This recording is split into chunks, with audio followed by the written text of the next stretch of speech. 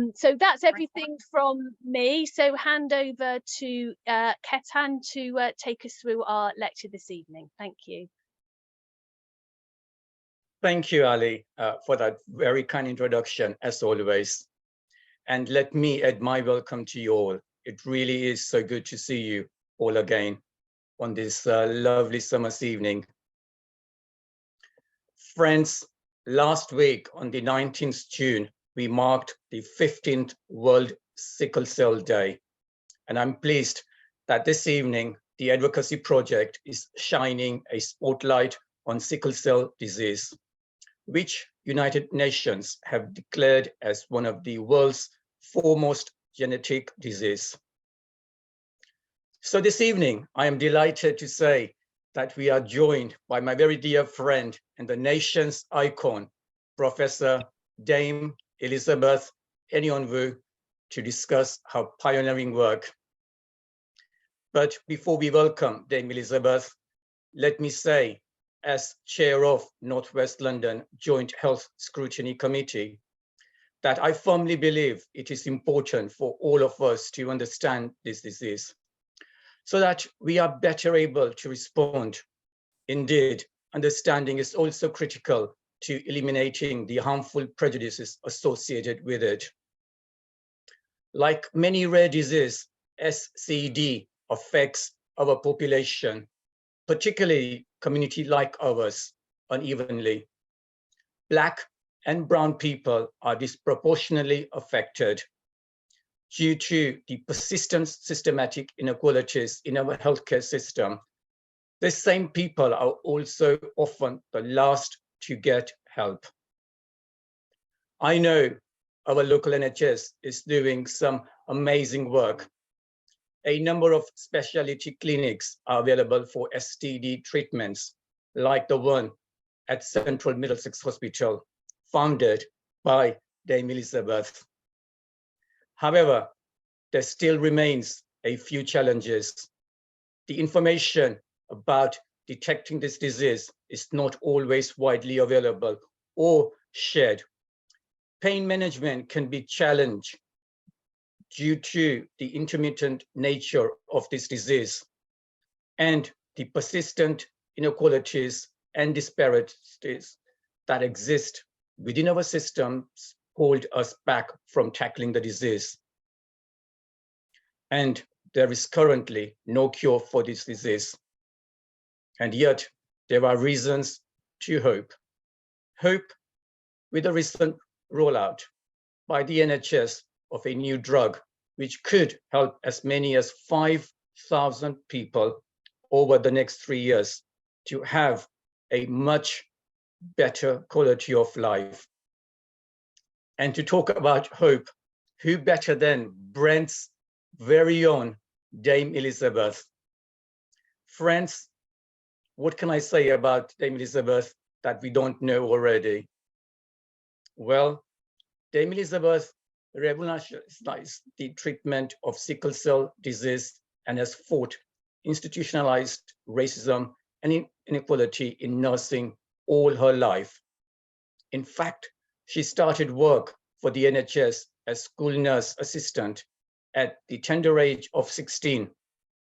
She continued to break glass ceilings and went on to establish, in 1979, the UK's first nurse-led sickle cell screening and counseling center based in Brent. In 1988, she was awarded a PhD by the University College London, where she became a senior lecturer at the college's Institute of Child Health. She then became a professor of nursing at University of West London, where she founded the Mary Seacole Center for Nursing Practice. She is a patron of Sickle Cell Society, a national charity based here in Brent. She has written extensively, and her memoirs, Dreams from My Mother, United by Hope, is a must-read if you haven't read already. Elizabeth was awarded CBE in 2001 and a damehood in 2017. and the Order of Merit in 2022. And above all, she is a great friend to Brent. Elizabeth, I am so incredibly proud to have you with us this evening. And I'm sure everybody here on the screen are equally excited and looking forward to hearing you. So if I can ask you to begin with sharing a little bit about sickle cell. And we know in 1979, you pioneered the first sickle cell counseling center in Britain. So it would be really good if I can ask you to spend a few minutes telling us a little bit about your motivations in this groundbreaking workplace. Thank you very much indeed, Councillor Shed, and I'm delighted to be able to call you Ketan as well. Thank you. Thank you, please do. It's a huge honour to be invited, and Brent is very, very close to me, as you appreciate. What I'd like to do, first of all, I had a very quick, I'm very nosy, so I had a very quick peep at some of the people who are here, and I noticed my very, very dear friend Laurel is in the audience, and Laurel is very open about the fact that she herself has the condition, and I really hope that there will be time for people like Laurel to provide input and comments, because one of the first things I learned was that it is the person affected by the condition and their carers and their relatives who know most about the condition. And they have always respected what I and Dr. Brozovic, and I'll mention Dr. Brozovic a little bit more in a minute, what we were trying to achieve in the 70s and 80s when we started up the service. So I would just like to explain why I got involved with sickle cell, because my background was nursing and health visiting, and I'm mixed race. I'm of Irish Nigerian heritage, born in Birmingham, England, a year before the National Health Service was established. So you can all work out my age. I don't have to tell you. So we're doing anniversaries, aren't we, this year? So just add one more year on and you've got my age. I mention that because I've grown up, I was born and brought up in this country, and not knowing who my father was, and not finding him until I was 25, and not actually meeting anybody who was non-white until I was 18.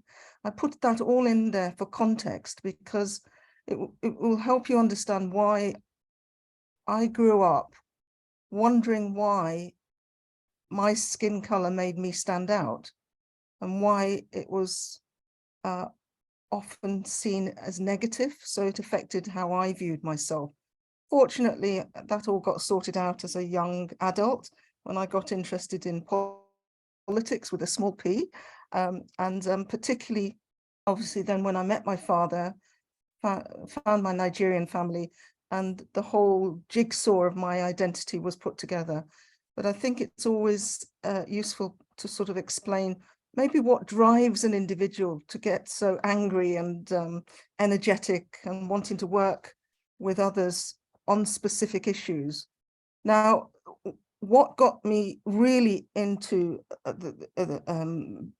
being interested in sickle cell was when I was a community nurse tutor based at the Central Middlesex Hospital, and I'd heard of sickle cell only because I was never taught about it in my nurse training in Paddington in the late 60s, never taught about it in my health visitor course in the early 70s in West London. And it was when I was working as a health visitor in Brent in the early 1970s that I was visiting one of the families on my patch, as we called it then, in Alperton. And the lady had a baby. That was the main reason I was visiting the home. And everything was hunky-dory. She was managing very well. And we got on extremely well. And I sensed that she did respect me and that I was trying to do my best in terms of my health visiting responsibilities. One day, though, when I visited, I noticed that her 9-year-old son was lying on the sofa, and she told me that he'd just been discharged from Central Middlesex Hospital following a sickle cell crisis. He was recovering, and she did know quite a lot about the condition, and she was happy about the care that her son was receiving by the pediatricians at the hospital. However, she was very frustrated because she wanted to know a lot more about the illness as a mother, so that she would be able to advise the teachers in the school, etc., etc. And she found it very difficult to get this information, down to earth information that to help her and her son, of course. And she assumed that I could answer her questions. And I felt so embarrassed. I couldn't give her the information she wanted. But you know, I also internally was feeling very, very angry, because once I started to look into it, I realized it was a significant condition. So why had we not been taught about it? Let me personalize that. Why had I not been taught about it in my nurse and health visitor training? And I had, as I said, I got interested in politics with a small p because of my what I was wanting to learn about my own identities, if you like.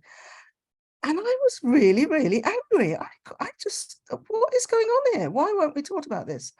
And I went to the States on holiday, stayed with some cousins in Los Angeles, and then also went to the US sickle-cell headquarters, the charity. And they were fantastic. They gave me so much material. When I was back in London, this was all happening around the same time. I heard Dr. Brozovic had recently arrived at Central Middlesex Hospital, and she was quite surprised at the number of patients there were with sickle cell disease coming into the accident and emergency unit, and obviously onto the wards. And she realized that a lot needed to be done in terms of increasing the awareness of the nurses, the doctors, everybody, as well as obviously those affected by the condition. And she started off by giving talks at the Postgraduate Medical Centre. And they were so popular because, you know, whilst we can complain about the ignorance of health professionals, if they're not taught about it in their training, it's not their fault if that is the case. If they're taught about it and they're still, well, that's another issue. So I went to both the talks that she gave, and I asked a lot of questions, and she linked up with me, realized I was interested in. And as a result, she found funding for me to become the first sickle cell nurse specialist, and operated from a couple of rooms at Willesden General Hospital at the time. And that's when I realized, by visiting the patients when they were in the hospital, and also visiting them in their own home, because don't forget, my background was health visiting. And I realized that the best place to listen to a family's concerns was in their own home, not on the ward, not in the outpatient department. That wasn't their territory. However, if they allowed us to come into their territory, i.e. their home, that means you have to show respect, even just to get across the door. Of course you do.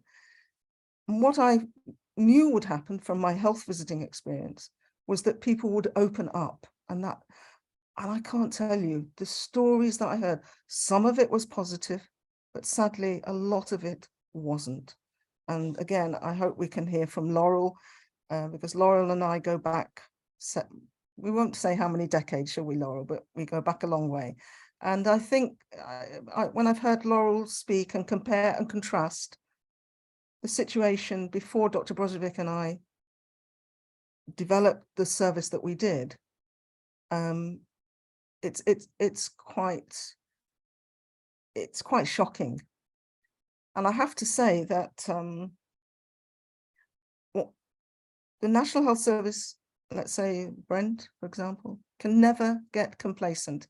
Historically, it might have led the way, but we've recently seen through the sad death of Tyrone that things can go backwards. And I hope that we can have a discussion here about how can we prevent the service going backwards? Because Brent had a very good reputation for sickle cell services. And sadly, some of that has been lost. I'm being, you know me, I'm very honest. So I think we have to be realistic. There's a lot of improvements generally about sickle cell. It was a condition when I first got involved in, as I said, the late 70s. Sadly, there were more deaths in that era. Today, there is so much more knowledge about the condition. There are so many more specialist practitioners in this country. However, as I've said, if the leaders involved with that leave and gaps appear and nobody's aware of that, things can go wrong, as they have done. Now, fortunately, I am very impressed with the recently appointed chief exec. And I know, yes, so definitely the respect to listen to the patients, to listen to the families is back. So I am hopeful, I really am, that things are going to get back to where they should be, and in fact get better. It's a painful condition. It can affect various organs in the body. It's an inherited condition, of course. That means an individual born with the illness must have inherited it from both their parents, but the parents don't necessarily have the illness. In fact, more commonly, they are what we call carriers, silent, healthy carriers of something like sickle cell trait, for example. So you have both parents have to be carriers. Every time they have a child, there is a chance that their child could be born with the illness or with the trait like themselves or with the usual hemoglobin type. But the risk is there. So they could have 10 children, all 10 children could be born with the illness. None of them could be born with the illness, a mixture of trait, illness, etc. It's an inherited condition. It's the origin of sickle cell trait, for example, is that it gives some protection against malaria in early childhood. And that's why in this country, the majority of people who have the illness have their heritage in Africa, the Caribbean, etc. But blue-eyed blonde individuals can inherit the condition. So it isn't that you have to be black or brown to have the illness. It's just the origins in the world where the sickle gene came from means, as I've said, but it is important for us to recognize that the majority of individuals, for example, in Brent, who have the condition, will be brown, black skinned individuals. And I mention that because sadly then race comes into the picture, which it shouldn't. It's an illness, like cystic fibrosis is an illness, but we have to be honest and recognize that historically it never got the support and recognition and funding that it should have got in terms of the numbers of people affected by the illness and the serious nature of this illness. The resources are needed to ensure, as you mentioned, that the screening is there from the outset. In fact, there is a cure for the condition now, but through bone marrow transplantation, but it's not straightforward. But there are advances, as you also mentioned, in the new drug that has now been approved to be used within the National Health Service. And there are other developments that are coming in as well. So life expectation is so much better than when I started in the 70s. So much better. And we have grandparents, one of whom is in the audience. So things have definitely improved, but we all have to keep an eye on it. Now, I've not given a detailed lecture about the condition, honestly, but I hope I've thrown a few pointers in there. No, thank you for giving us an overview of what sickle cell condition is, and thank you for sharing the motivation that led you to this career. But let me take you back to your early childhood, Elizabeth. Mhm. You write movingly in your memoirs that every period of relative stability in childhood ended in sudden collapse. So, Elizabeth, in what way did that influence your choice of career, please? Yes, well, it was very significant, in fact, because the first 9 years of my life were in a children's home, a Catholic children's home in Birmingham, run by predominantly Irish nuns. And there was, I had very bad eczema, and I was a chesty child, which had not been diagnosed as asthma in those days, but that's what I had. And the eczema was very severe, you know, on the arm and behind the knees. So I had to go to sick bay quite a lot to get it dressings put on it and them changed. Now, there was only one nun that I wanted to have go anywhere near me to do my dressings, and I called her the white nun. Now, all the nuns were white. But this particular nun used to wear a white habit rather than the black habit that most nuns wear. And she was the only one that could change my dressings without causing me any pain, because she used to joke and use distraction therapy, as we call it now, distraction strategies. And what she would do, you have to remember, it was a very, very religious environment. I mean, we were always going to church, and the nuns would come down the corridor rattling their rosary beads, and, you know, it was that environment. But this nun, she was just so down to earth, and she would make me laugh because she would say words that I thought as a small child were very rude, and I would laugh in absolute astonishment. Well, they weren't rude words, but for a child, you thought they were. Words like bottom, you know, oh, yeah, and I'd laugh, and of course, she'd whip the dressing off, and I just thought she was fantastic. And I decided I wanted to be like her, not a nun, but what I also discovered she was something called a nurse. And I always remembered how she treated me and how I felt when I went to see her. And I wanted to be able to generate that sense of trust and calm and good humor, even when you were in pain. That's what I wanted to do. And I realized that nursing was really my career pathway. So that's when I decided to be a nurse, right from the age of, I think I was about 4 or 5. And I never changed my mind. And it was the best career decision I certainly made. What I hadn't realized was the variety of careers you can have within nursing itself.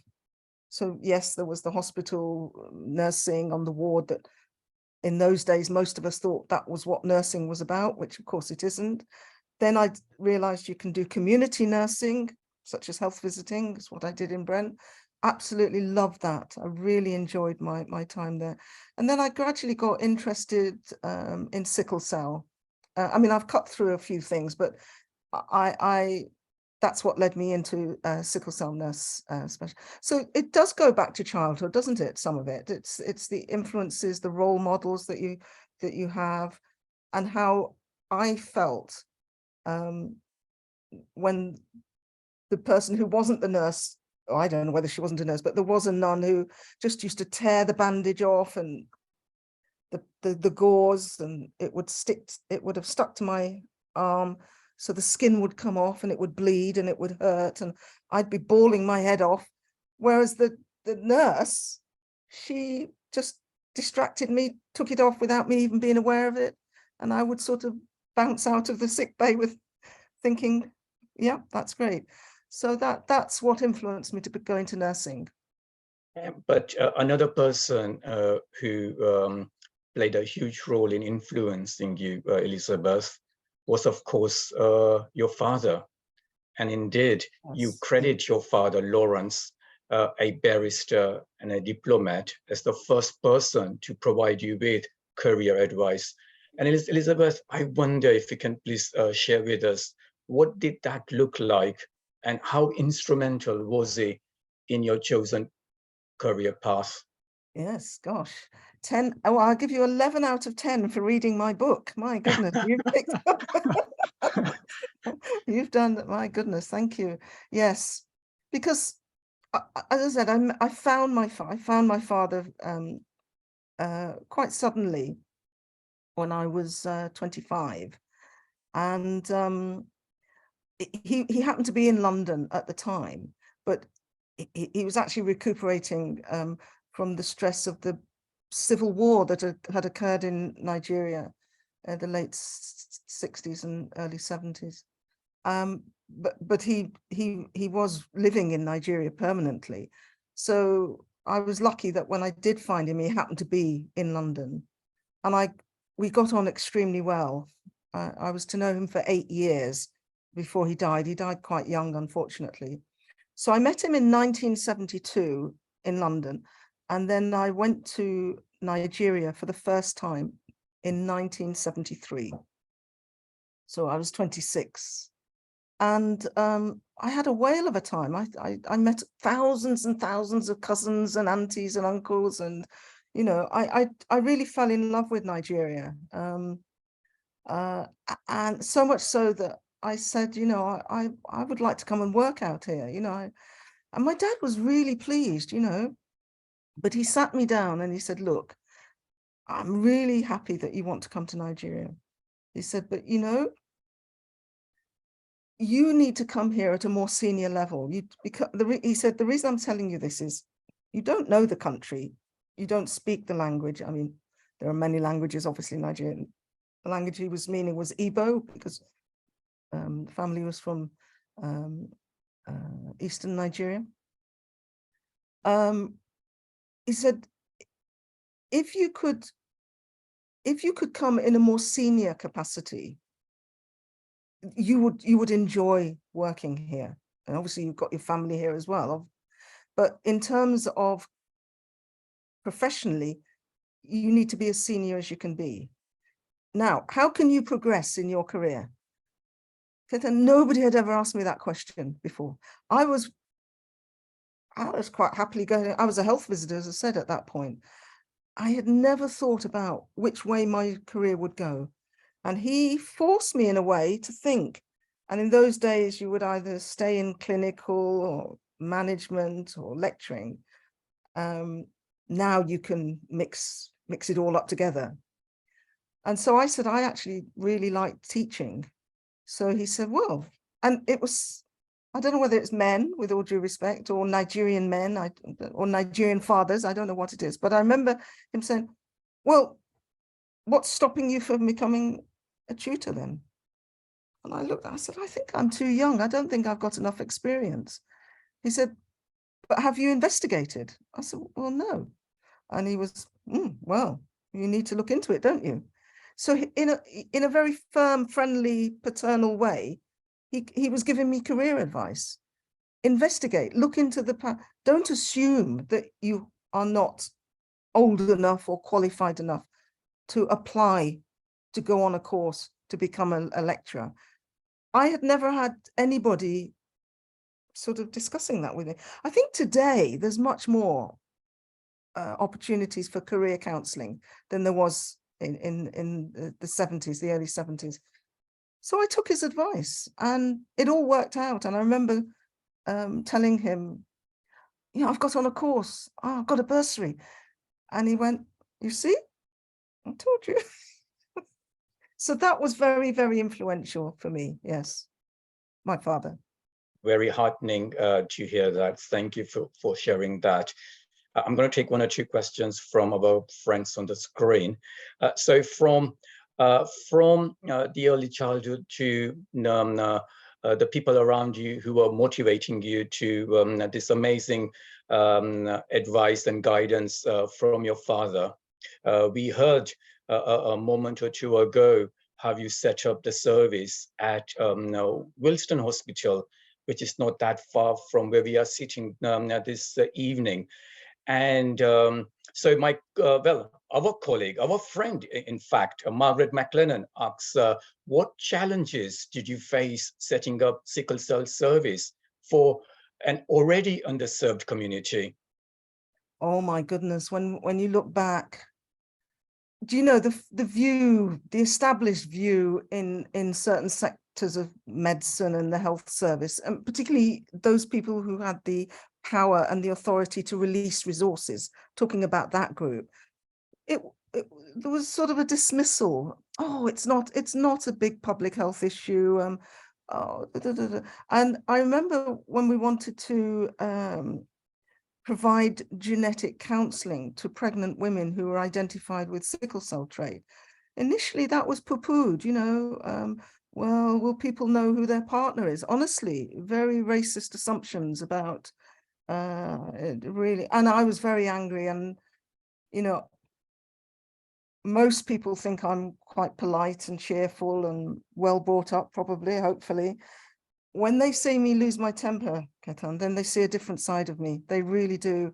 And when I see that sort of, it's just lack of respect, negative stereotyping of certain communities, and a reluctance to provide resources to ensure that there are what I would call basic services. I mean, these are essential services. And actually, I say anger can be helpful if you use the energy positively of anger, not negatively, because that will just mess up your relationships with your peers and cause you to be stressed out, to get ulcers, etc. But the anger that we get sometimes when we see that there's a health inequality, that there is a deficit, if you work with other people, in terms of developing the sickle cell services in Brent, it was Dr. Brozovic, it was myself, there were other community nurses, there were individuals affected by the condition, there were their parents, the local authority. There was I always remember Councillor Ernst Friedlander, the late Councillor Friedlander. He was fantastic, and I didn't have any worries about connecting with people, whether, in local authority, councillors, social workers, general practitioners. You have to work as a team, because sometimes the issues are so difficult to resolve just through a couple of people. And you need to break down the barriers and ensure that everybody in their different sectors understands what this condition is about. I mean, as a result, we were able to connect with schools, general practice, social services, housing.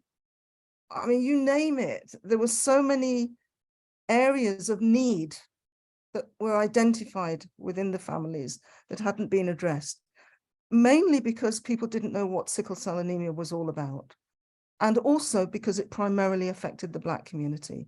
And they were not at that stage. I'm talking again, you have to remember when the era, they didn't have the power and the authority that I think they do have much more now. So it was a battle on a lot of fronts, actually.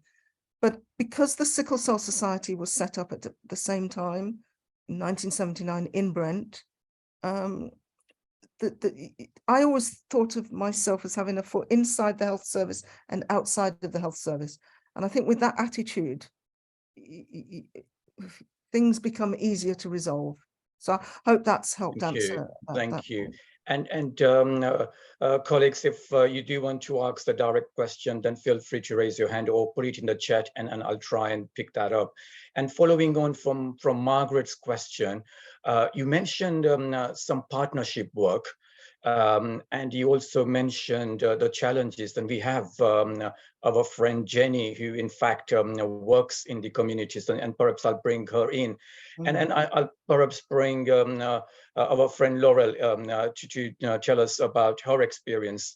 But going back to the partnership work that you were referencing, schools and the other partners, and the challenges that you endured, Elizabeth, are we doing enough today? in the early part of your opening remarks, you were saying that we don't really want to go back. Well, And I wonder whether we are moving forward, and I wonder whether we are doing enough now, please. the answer is no. What are the big challenges do you see? Well, what are the big challenges? Look, we need to take a situation that as I've said, that the chief exec of Brent, is it Northwest London? I'm retired, so I don't know all your acronyms, but the authority that's in charge, the health trust that's in charge of Northwick Park and Central Middlesex, Northwest London, is that? Or? Yes, it's London Northwest University Healthcare.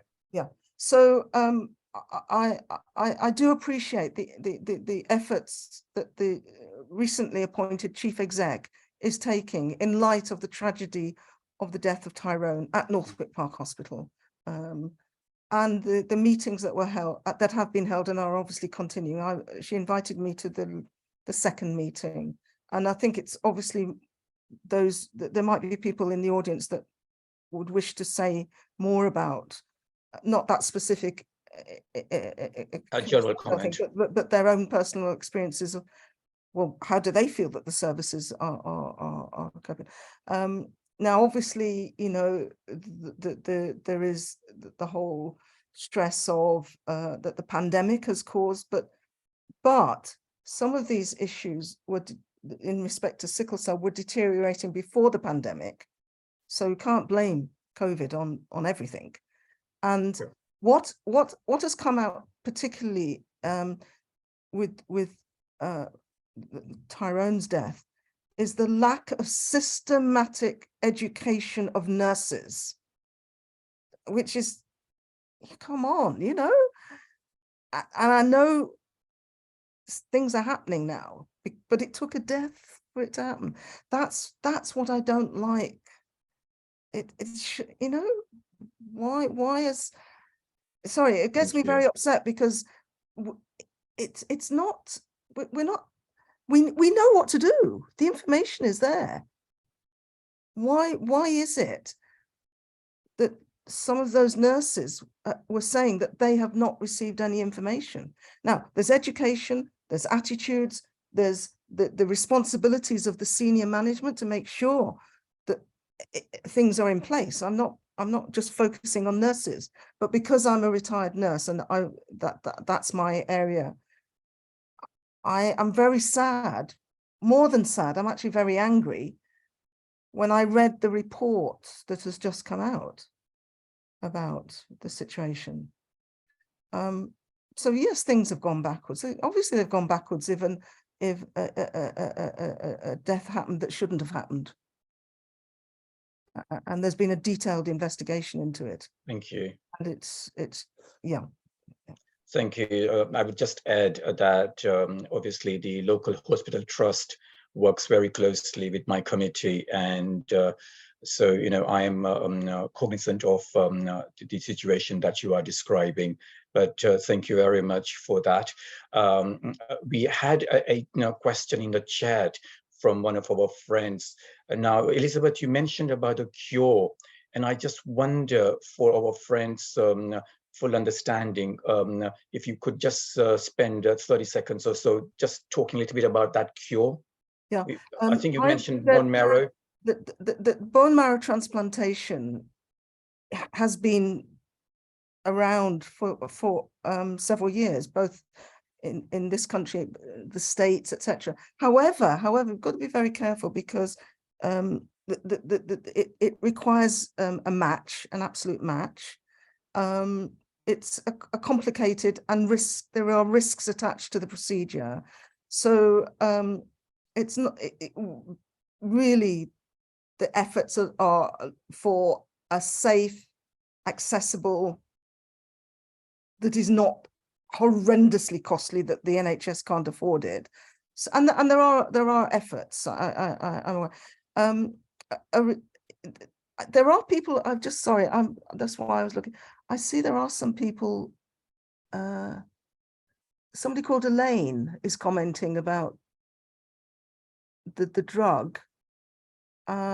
I wonder if, is it possible to call Elaine in on this? Because there Yes, are people out there, sorry, yes, sure. that know No, much do come more. in, I am Elaine. Really, retired, so no, uh, absolutely.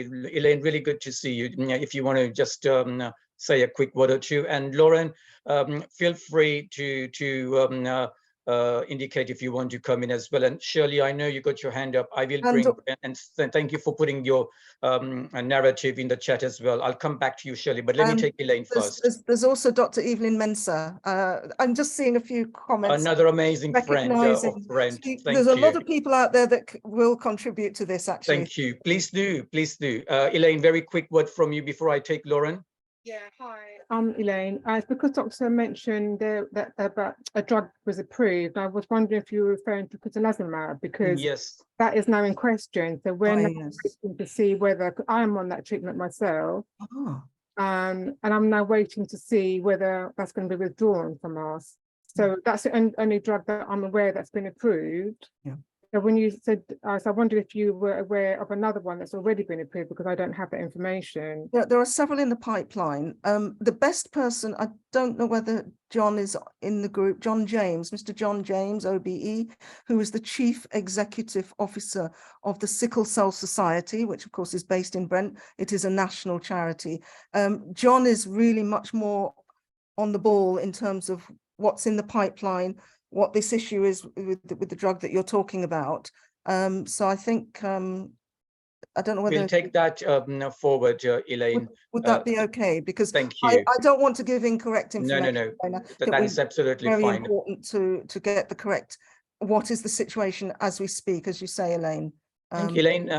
Elaine, I'm not sure whether you know the format of a monthly session. So, you know, this is, if you like, the first part, if you like, where we have the overview. And certainly we'll have a follow-up session, and we'll be inviting other colleagues. So do look out for that. I don't think our friend John James is with us this evening, but let me bring Lauren. Lauren, really good to see you. Thank you. Hello, good evening, everybody. Hello. Hi, Elizabeth.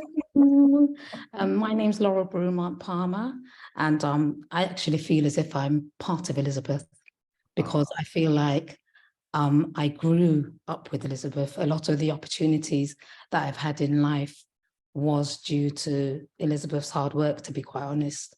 And I'm not embarrassed to say how old I am, because to be quite honest, I didn't expect to be here surviving to see approaching my 60th birthday and having 2 children and 5 grandchildren, holding down employment for 20 years. Wow. Having to, unfortunately, this year, I'm having to go through early retirement due to ill health. And I do really find the whole journey very emotional.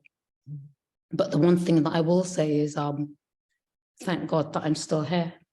And thank God that I had people who were really there, caring, encouraging, taking time out with a passion.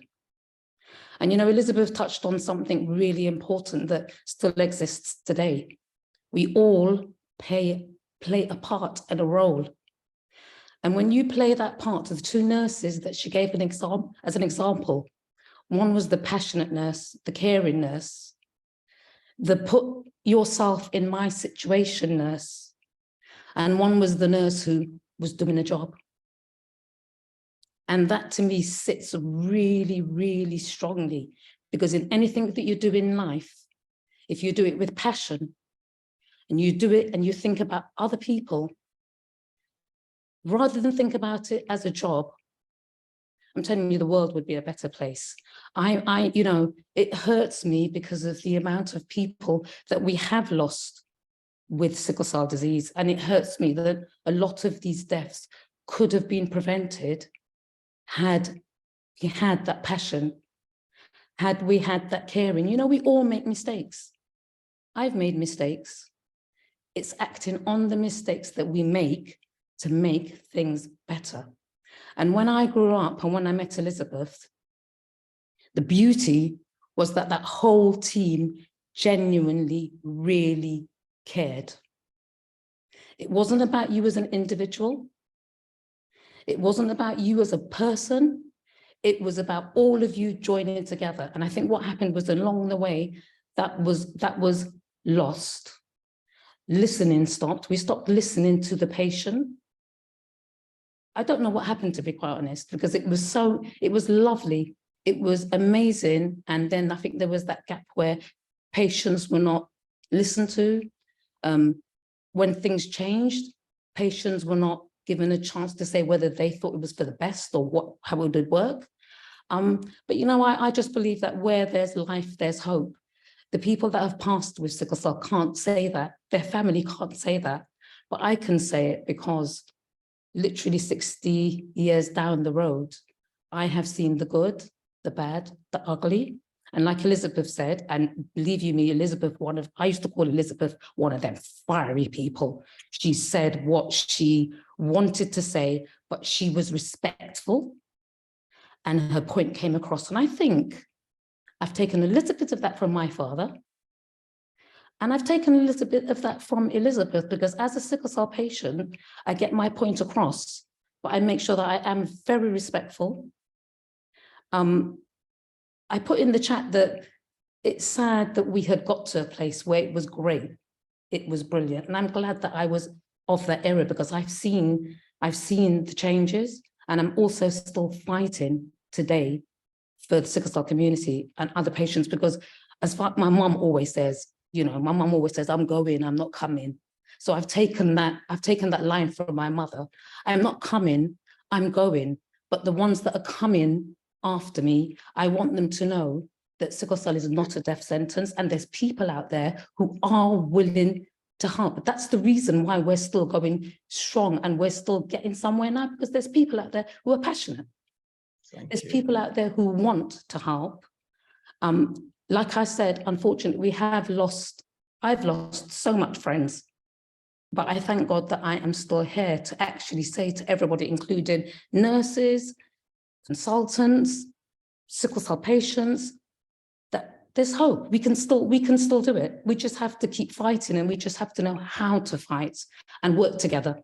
The most important thing is working together as a team, as a family. If we want it to be successful and we want it to work, we have to be team players. That's the only way it's going to work. Laurel, what an amazing story. Thank you very much for sharing that. You have touched my heart, and I'm sure touched everybody's heart on this call this evening. Thank you very much indeed. I'm going to take, we had Shirley's hand up a moment ago. I don't know whether she's still with us. I can see some claps for Laurel. Thank you very much, and clap from me too.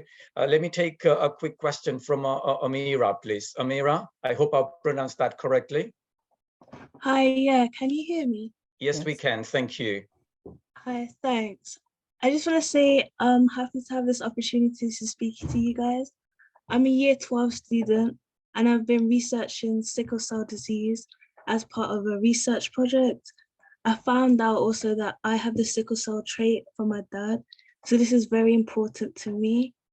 Thank as you. well as that, I think the racial side is very important to me, because I like to think of myself as kind of an activist, because racial problems and racial abuse, it affects me pretty much every day. It's very important to me.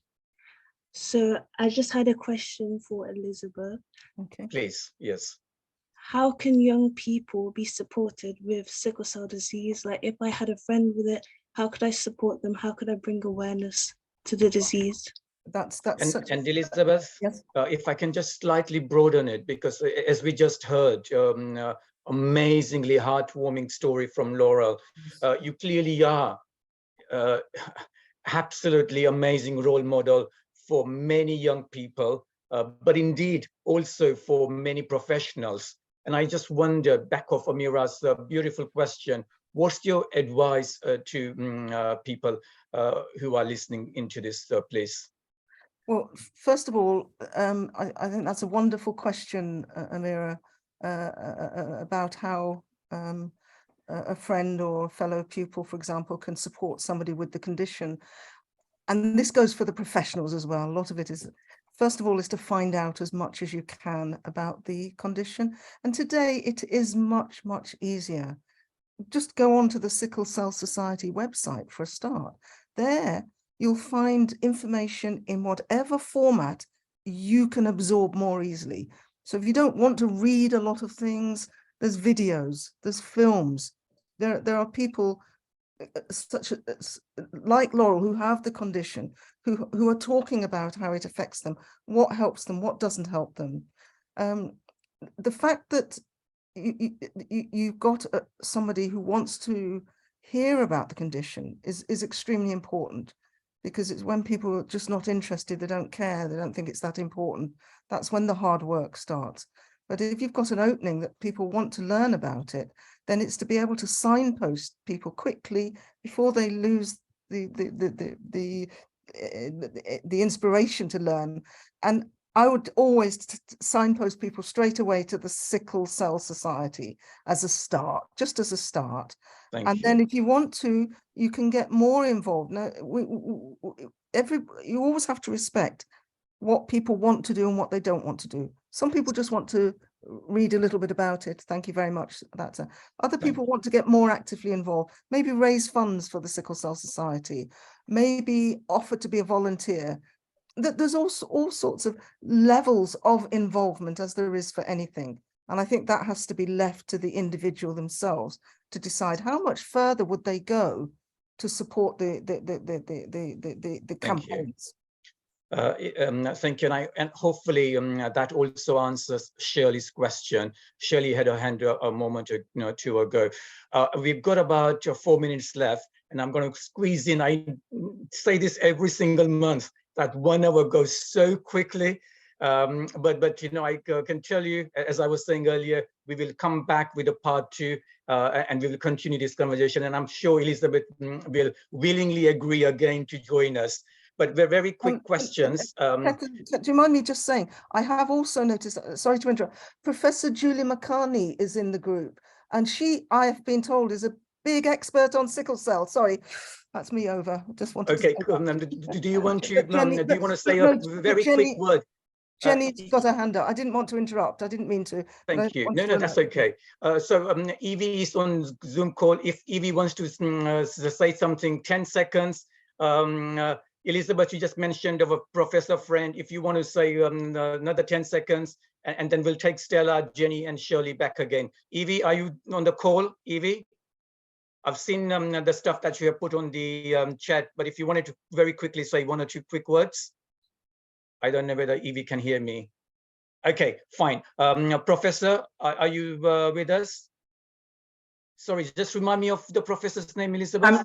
I'm here indeed. So thank you. Oh, there you go. Hello. A quick 10 seconds, please. Yes, so it's really just to really commend this effort. I think what you have been able to do in the UK may not seem that way from England, but from outside, you have been able to make a lot of progress. There are lessons that you're learning, but I really just wanted to emphasize that there has been a lot of progress. And we I come from Tanzania, but we from Africa, from India, from outside of the UK, we really are looking forward to learning from their experience of Dame Elizabeth at individual level, from the patients at individual level, and also from the community. So we really, I think in terms of the important thing, my personal bit is really the importance of having a multi-pronged approach, both pushing forward curative therapy, but also strengthening comprehensive care. And I think you're in a strong position to do that. Thanks very much. I couldn't agree more with you, Julie. Thank you very much for those wonderful, inspiring words. Let me just take Stella, please. Stella, thank you so much for being patient. A quick word will be appreciated in interest of time. Stella? Thank you so much. Firstly, thank you to Dame Elizabeth and everyone else who organised this. Really appreciate it. It's wonderful. I'm looking forward to part 2. As someone who was born with sickle cell anemia and have been in hospital countless times and all kinds of ambulance experiences, I want to answer the young girl's question who said, how can I support my friends? And I think the first thing to do is to ask your friend that as well, because there are two kinds of sickle cell patients. There are some of them who really are hiding that they have sickle cell. They just don't want people to know, and they want to tough it out. And then there are those who would appreciate help and support. For example, for me, carrying my school bag was very hard to do. It was full of books or whatever it was and water, and it made me tired very quickly. So if my friends helped me carry my bag, that would have helped me a lot. So ask your, yes, that would have helped me a lot. Brilliant, brilliant. So Thank you very much. Okay, I'll stop there. Thank you. Thank you. Let me just, because we are running out of time, so let me bring Jenny. Elizabeth, I don't know if you know Jenny, but she's another superstar from Brent. Jenny, 30 seconds, please. Thank you so much, Keaton. Thank you, Dame Elizabeth, for being with us. I just want to say I'm reading your book as we speak. It is fantastic. I'm on the bit about a family now. But what's really resonated with me for what you've said, what Laurel said, and what other people said is to listen to the patient and to work together. And as part of the Brent Health Matters program, that is our goal, is that we go out and listen to residents, communities, we learn from them, we collaborate with them in order to drive this equality, because we know we can't do it on our own. So we haven't got enough time to be here today, but really looking forward to part 2. And then Elizabeth, we've done a podcast before, and I'm just so awed always to be in your presence. You guys are so lucky to be in Dame Elizabeth's presence. She's made such a contribution. Indeed. So and thank you so much. And, you know, you. reach out to us in the Brent Health Matters program to see what we can do to support as well. Thank you very much. Shirley, I hope we have already covered your point, but if you want to very quickly come back, then 10 seconds, please, because I've got to take 2 other hands, if that's okay. Sorry about putting time limit. 10 seconds, please, Shirley. I don't know whether she can hear me. Evie, while we're waiting for Shirley to unmute herself, Evie, thank you very much. Really good to see you. Another amazing superstar from Brent. You're too kind, and you know that I'm so glad I was able to join, because you know that I'm going out. I just wanted to say just thank you so much, and I think the message for today is that it's all about collective action and working collaboratively. A lot of the research that happens with sickle cell disease, and I'm an ophthalmologist and eye specialist, it all comes from the global north, you know, from Europe and the UK. There's hardly any research in sickle retinopathy. So I just wanted to let everybody know that I've set up something called the SCRNet, Sickle Cell Retinopathy Network, where we're working with our ophthalmology colleagues in the countries where sickle cell came from, which is, you know, Ghana and Nigeria, and also with our colleagues in Jamaica, to try and sort out the eye disease aspect, because this is a young population. I know that sickle cell disease is a life-threatening condition. However, you've got to look after the eyes too. So that's all I just wanted to mention. And thank you for putting this together. Thank you. Thank you. And friends, I wonder if you would forgive me if we overrun by a couple of minutes. We are overrunning by 1 minute, but if you will allow me to overrun by a couple of minutes. Elizabeth, I hope you won't mind me keeping you for another couple of minutes. No. Thank you very much. And Evie, you were just too modest. Evie, my friend, is a top eye surgeon based here in Brent at Central Middlesex Hospital. She's a wonderful friend to Brent. Thank you very much, Evie, for being with us this evening. Multitasking as always. Let me bring Felicia, please. Thank you. Yes, good evening, everyone. My name is Dr. Felicia Ikolo from Grenada. Thanks to the organizers of this program. And thank you so much to Dame Anyong for telling us about her work. I thank you so much for all you have been doing. In Grenada, we have an association, Sickle Cell Association of Grenada. And interestingly, the person who started the association, one of the founding members in Grenada, retired from the UK as a nurse, late Mrs. Jane Griffiths. Yes. She's one of the founding members here. What I want to talk about briefly is gene editing technologies for sickle cell disease. I know that in the United States of America, gene editing was successfully used to treat Victoria Gray in 2019, she used to suffer from the effects of sickle cell disease, but so far she's okay, but she's still under observation. I'm bringing this here. I know we have scientists, clinicians here who may be involved in research, and I don't know the extent to which exploration about this therapy to treat those who are affected by sickle cell disease is going in the UK, but I know it has been used to treat someone successfully in the US. And we all know that funding is crucial for this type of research. So the government has roles to play to make this possible, to make this type of therapy available to all those who are affected by sickle cell disease. Thank you so much. Very well put. And really good to see you, and hopefully you can join us when we meet again. But let me bring this to close. But before I bring it to close, 5 seconds, Elizabeth. I've been asked to ask this question. So 5 seconds, if I may. What keeps you so positive, please? Must be, I have no idea. I have no idea. It must come from internally. I have no idea. I think I'd get bored if I wasn't doing anything. So well, I can't answer that. I really can't. Sorry. On that positive note, let me bring Ali. Ali, thank you. Thank you, Ketan. Just to say thank you so much to Dame Elizabeth. You're trying not to be bored. So many people have benefited from your energy and your focus and your work. So thank you so much for this evening, and thank you to everyone who's shared their stories and commented. There's clearly a need for a part 2, and we will work hard to make that happen. And just to say, we'll be sending out a recording that will be available. We'll send you the link for that, so if you're able to record again or share it more, listen again or share it more widely, and we'll also send out shortly the details for the next lecture, which will be next month, and a part 2 of this very important topic. So thank you everyone for your contributions, particularly Dame Elizabeth, and have a lovely evening. Thank you. Thank you very much.